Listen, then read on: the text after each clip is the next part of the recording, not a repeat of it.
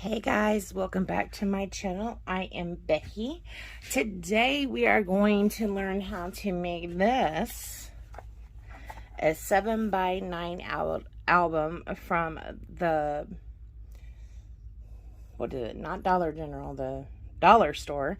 How to change this album from the dollar store into this album from your stash. Okay, so I did buy two of these. So I have the green one and I did have a yellow one. And I'm going to show you how to turn this into this. Now, I haven't changed out. This just happens to be a 6x8 page I have. This is 7x9. I haven't changed this out yet. I haven't put anything down here yet because I'm not sure what my first page is going to be. This book is going to be for my mom for Mother's Day, and it's going to say not grands, it's going to say greats. Maybe great grands, maybe something about great grandkids. If you have a saying that you like, let me know so we can put it on here. I don't know, maybe I might say great right here. I don't know what I'm going to do, but we're going to learn right now how to make this so that you can make your own for just picking up this chipboard. We're only using the chipboard inside of this green plastic. We're using this binder, and then we're going to be using a paper collection, and that is it. So stay tuned to learn how to do this. All right, guys. Okay, guys, we are going to start by getting all of the plastic off of this binder as we can. Now, when we pull all the plastic off, it will come out in 3 pieces. Inside the front and the back is a piece of chipboard, and behind the spine is a piece of chipboard as well. Very easy. It's going to be a 3-piece notebook. Right here you can see I showed you the paper that I wanted to be on the front of my cover. So now I'm going to go ahead and lay down some Scrapbooking tape. Now normally for the covers and stuff I would use red line tape, but I couldn't find mine.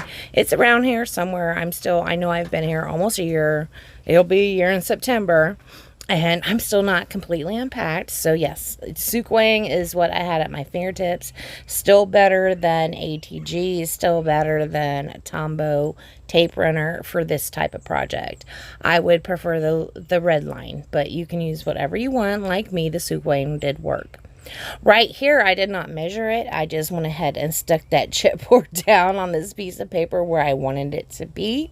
I did leave, it's about 3/4 inch around. Here, I'm going to go ahead and fold it up on itself. Also, I used a bone folder to run along the edges just to break those fibers up because I don't want my paper to be ripping, right? When I start folding it over on itself, I don't want it to be ripped. So I did use the bone folder first to go ahead and break up those fibers, and then I went up and down along the side of the page. Yes, and I bent them as well to make sure. I did put the tape down on the inside, and right here I'm putting them down on the outside, the flap. You can see I did cut off the corners just where they bend over. Now, keep this in mind. You can take off more, but you can't take off less.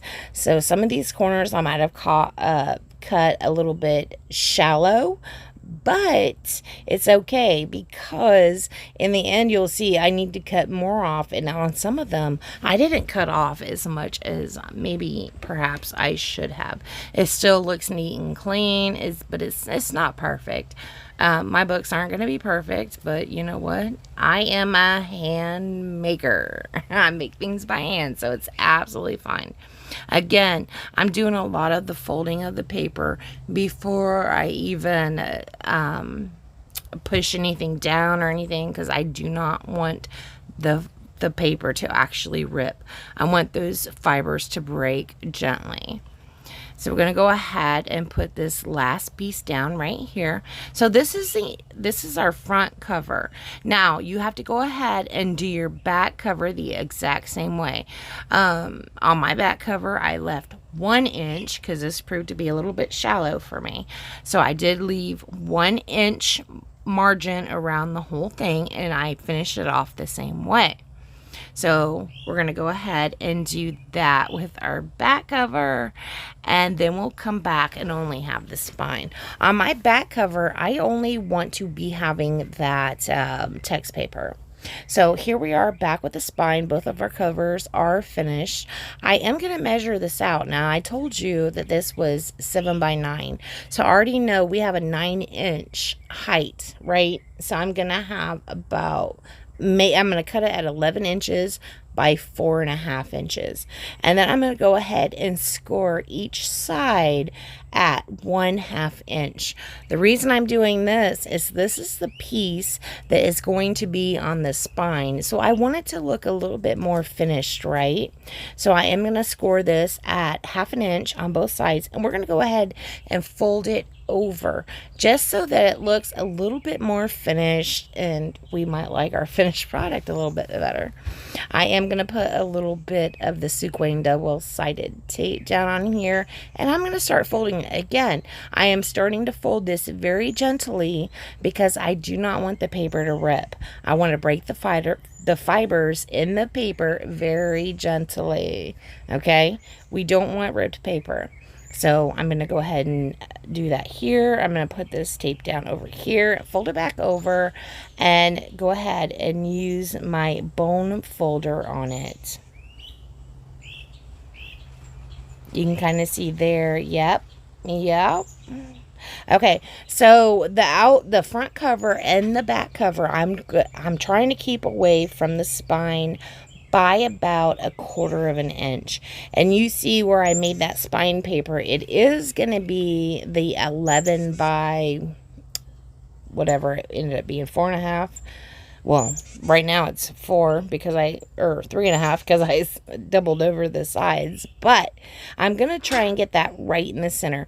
And again, you guys know I am not a perfectionist. I am not trying to, create the most magnificent thing ever. I'm trying to do it like a real person would, right? We don't have 10 days to make an album. We have like 10 minutes. So this one kind of fits in with that 10-minute cap. Actually, Kathy and I were doing scrap and chat when I made this. So I'm going to, again, go ahead and slowly fold the corners in on each other. Fold the covers in on each other to break that fiber very gently, very softly. Now at the end of my cover, I am just going to go ahead and push it forward right there in the gaps where we have that 1/4 inch gap between the spine and the cover, and the spine and the back cover. We are going to go ahead and snip that paper right there. This is probably not the best, most awesome way to do it. We are not finishing off the inside of this cover right now. So we are not going to finish this complete album just yet. We will finish it later when we do our first 6 by 8. Again, this is going to be a 6 by 8 album for my mama for Mother's Day. This is going to be an album of the great grandkids. I want to thank you so much for joining me. Please stay tuned. You will see some more layouts to come that go in this album. If you'd like to support my channel, please check the links out below. Go to beckybidding.closetomyheart.com and pick yourself something up. Guys, if I have to find a job, that is less time of me doing this. Love you.